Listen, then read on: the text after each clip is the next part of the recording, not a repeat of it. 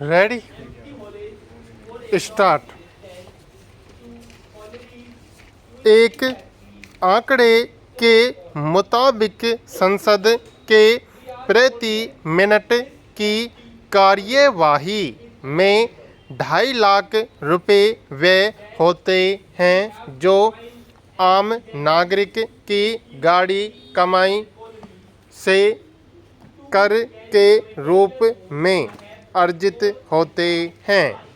सवाल यह है कि देश के सांसद अपने नेताओं को उनकी बुनियादी ज़रूरतों को उपलब्ध कराने का वचन देकर ही मत लेते हैं, लेकिन संसद में उसकी सार्थक चर्चा से मुंह मोड़ते हुए वे अधिक गैर उत्पादकीय मसलों में उलझे हुए रहते हैं।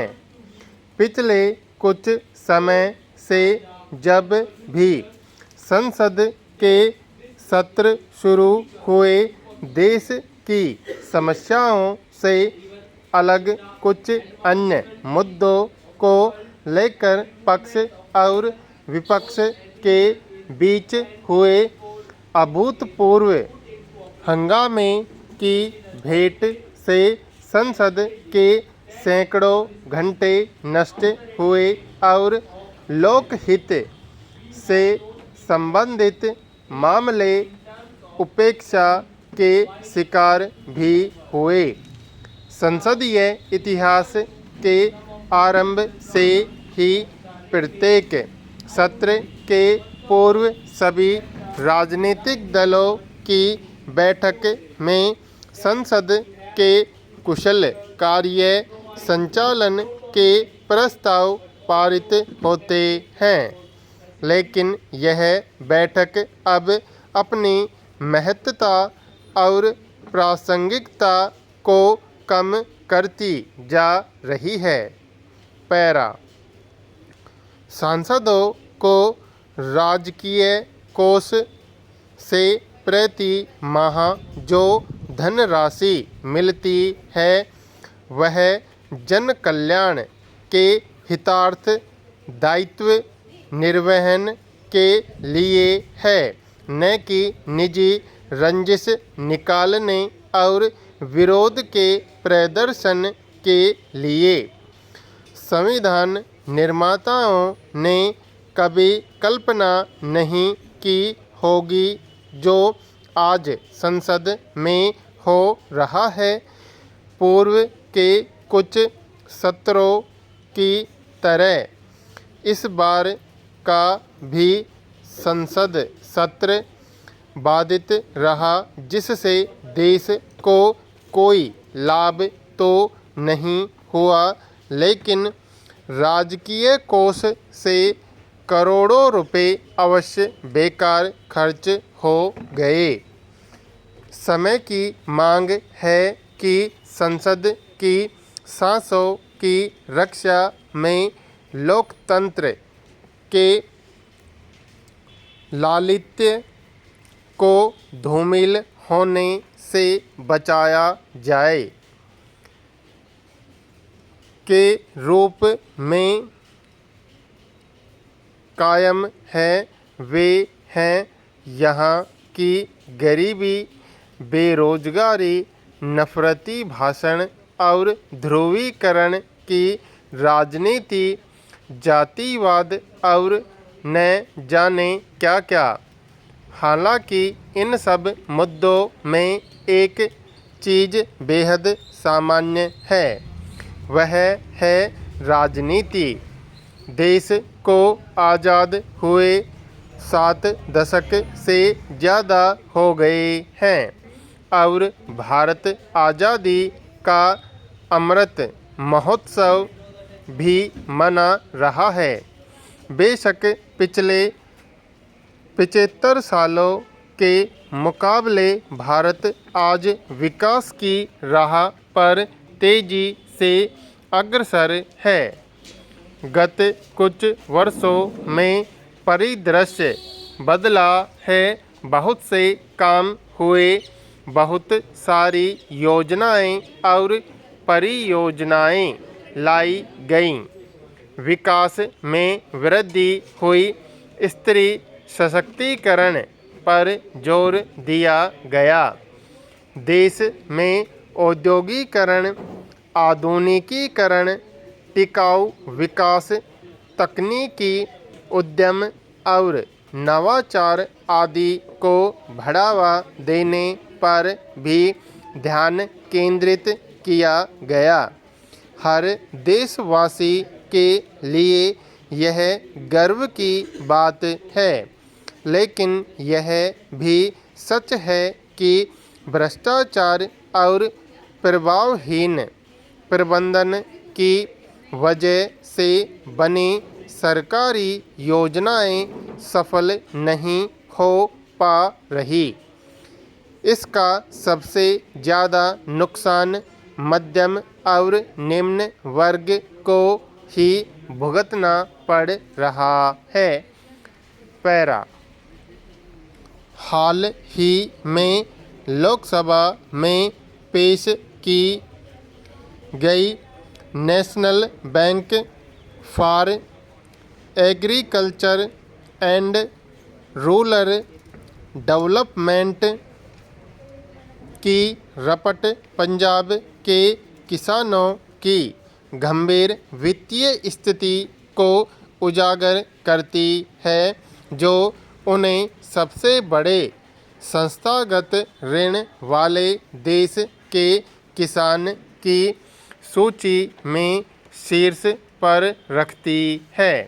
इससे पहले आंकड़े आए थे कि पंजाब में 2017 से 2021 तक 1000 से अधिक किसानों ने आत्महत्या कर ली।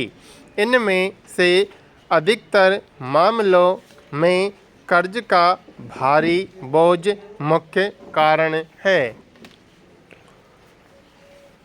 ये चिंताजनक आंकड़े उन कृषि नीतियों पर विचार करने की जरूरत रेखांकित करते हैं जो खाद्य उत्पादकों की आर्थिक परेशानियों को कम करने के लिए बताई जाती रही है।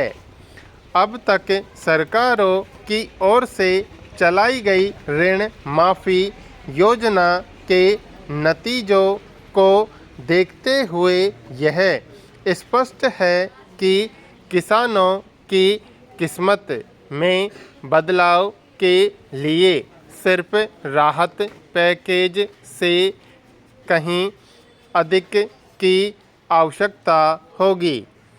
कृषि अर्थव्यवस्था को पुनर्जीवित करने के लिए प्रभावी और टिकाऊ कदम महत्वपूर्ण हैं।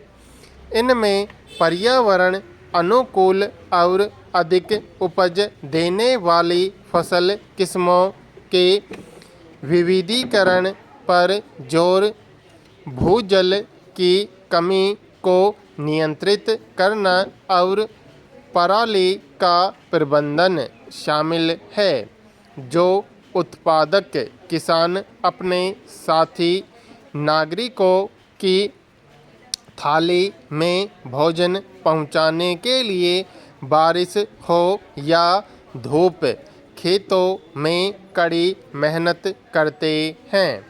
वे बेहतर प्रदान के पात्र हैं। पैरा। भारत में महिलाओं के खिलाफ अपराधों में बढ़ोतरी और बलात्कार के बढ़ते मामले देश के लिए गंभीर चिंता की बात है। इन अपराधों के न थमने का एक प्रमुख कारण यह है कि कई बार समाज और डर की वजह से अनेक महिलाएं अपने साथ हुए अपराध की शिकायत नहीं करती हैं। अनेक पीड़ित महिलाएं न्याय नहीं मिलने की आशंका से मदद की गुहार नहीं लगाती हैं। ऐसे में अपराध करने वाले लोगों को सज़ा का कोई डर न होने से वे अपराध करते रहते हैं।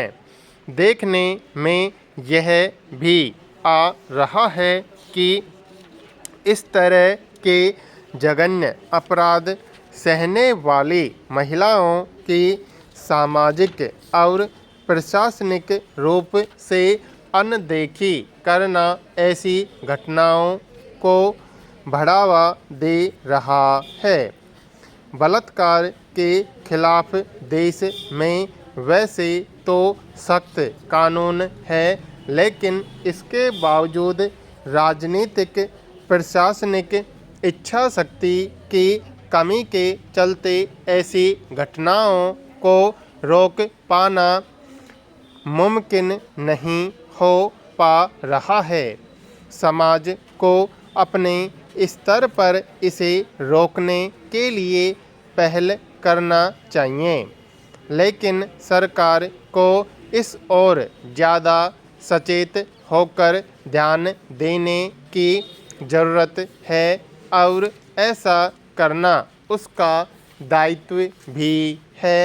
पैरा दास्ता के प्रतीकों से मुक्ति के क्रम में सरकार ने अनेक नगरों व संस्थानों के नाम बदलकर उनका मूल नामकरण किया है, मगर ऐसा करते हुए नगरों और संस्थानों के नामों की वर्तनी शुद्ध तय की जानी चाहिए।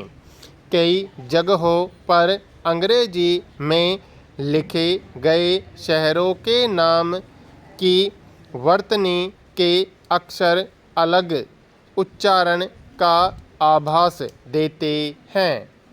उदाहरण के लिए अंग्रेजों ने अपने उच्चारण की सुविधा को देखते हुए दिल्ली को अंग्रेजी में दिल्ही लिखा और बोला।